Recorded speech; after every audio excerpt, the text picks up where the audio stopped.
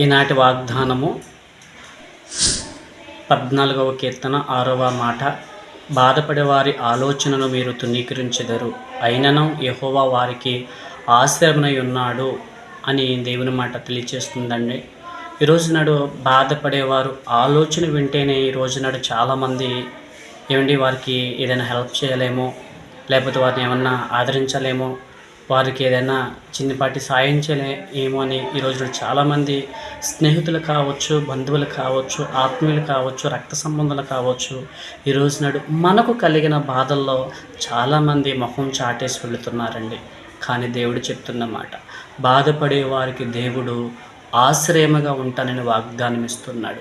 నిజమేనండి. ఈ రోజు నీకు ఏ బాధ కలిగినా, ఏ కష్టం కలిగినా, ఏ కన్నీళ్ళు వచ్చినా నీ బాధ దేవునికి తెలియచేయండి. దేవునికి మరిపెట్టండి. దేవుని దగ్గరికి రండి. ఆయన నీ భారాన్ని మోస్తాడు. దేవుడి మాటలు దీవించండి.